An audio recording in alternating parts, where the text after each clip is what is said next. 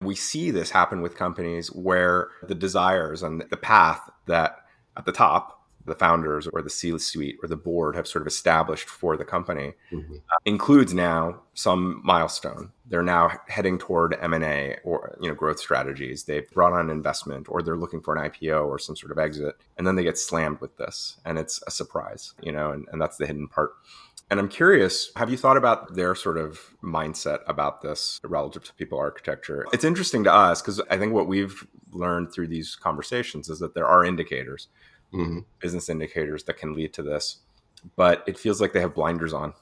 I'm curious what you think of that, because it can go on for years, a decade. The leadership in organizations, especially as they grow and they kind of get more vertical and there's more layers of org charts, there are more and more blind spots. And that's kind of natural. I mean, in scaling organizations, some companies don't do this well, but you need to be very intentional about the communication architecture. And that isn't about moving code. That's about moving communications between people, because you're really trying to keep and maintain, and actually continue to develop connectivity with people so that, what I think, I recently read an article that basically was like the more senior you are in an organization, the less you know.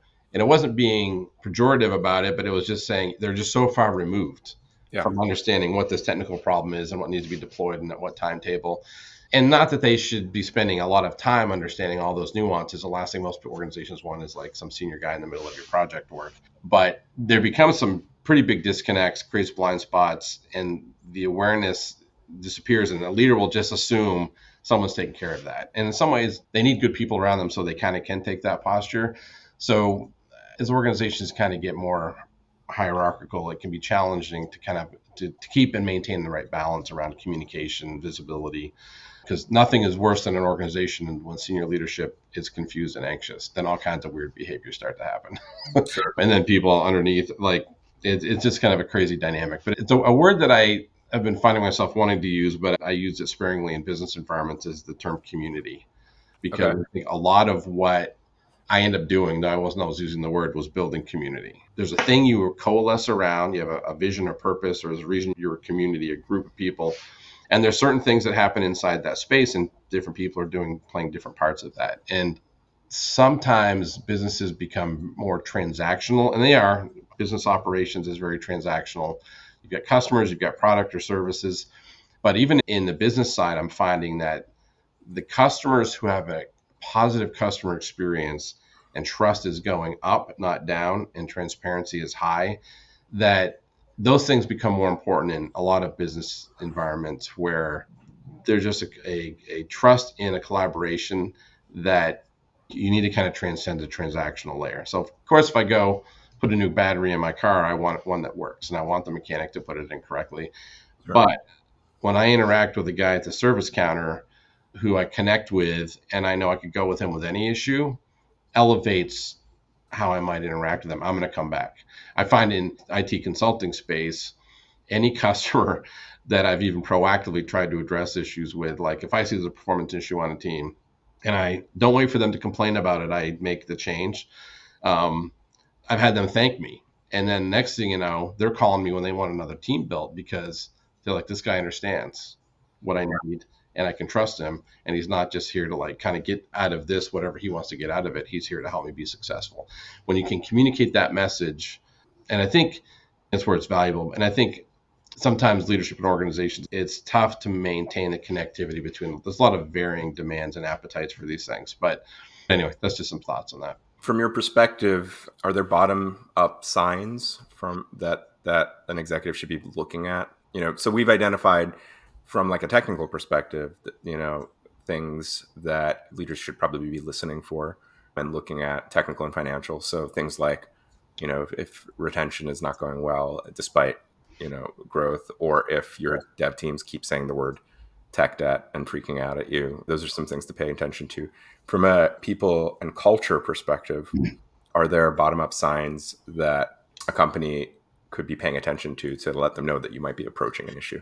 I think that if you're paying attention to various pieces of just team health, and it's a little interesting now because people are mostly remote, but when we're physically in a space, are people smiling? Are they talking to each other? Are they laughing occasionally? Are they being human? And it's funny, wow, they're sharing a lot of personal stories, but man, this team's really produced this week. there's a correlation there that gives you a sign. Now, if you've got that and it starts to go away, you should be asking questions. Are our managers facilitating those types of environments? And if you're finding teams in defensive postures, not communicating, deflecting, pointing to other issues, I hate the word accountability sometimes, but healthy teams will take responsibility without you saying they need to be accountable. They're just going to take care of business. And when I start in some cultures, when I start people harping, especially managers, on accountability, I know it's an environment where now it's operating out of leverage, force, fear, some kind of thing like that, versus it being driven where teams it's important to them internally to be successful because they're proud of what they do. They're going to be a more performant team. And that's a healthier model. They just need to be clear on what needs to happen next for the organization. And so that's where the next layer up, if communication isn't cascading correctly, it'll actually start to uncover a lot of crazy behaviors. I remember I was working with one team. There was a capacity with one person that had the skill set to help another team. And we just, for the time being, didn't formally move anybody, but we just said, just go help them be successful. There was such a reaction from senior leadership. Why do we move that guy? Who said we could do that? And I'm like, if we have a problem internally taking skill sets from one place to help another team be successful, then we have to have a different conversation. And then that kind of quieted everyone down. And these things take hold and people don't realize they become actually just, this is just how we do things. But it often isn't really in good service to the organizational mission, their goals, or the customers in the end. And we waste a lot of energy in some of these cycles. And I think the larger the organization, the trickier it gets. And I think one of the things that contributes to this is when a company has been successful doing a thing a certain way for 20, 30, 40 years, and the environment changes, and to the point of the chasm, it's time to be in a different place here, but you're caught short. It is tough for them to see their way to that. To me, a lot of people movement, organizational movement is like, know where you are. You're at point A. You need to get to point B. That's your vision. That's where you want to be tomorrow. Here are the things that need to happen in between. And technology-wise, there's a bunch of stuff that's usually easier to articulate. Executing it can be challenging. People often don't ask, what do I need from a people perspective to make that happen? And then it's reactive behavior after that.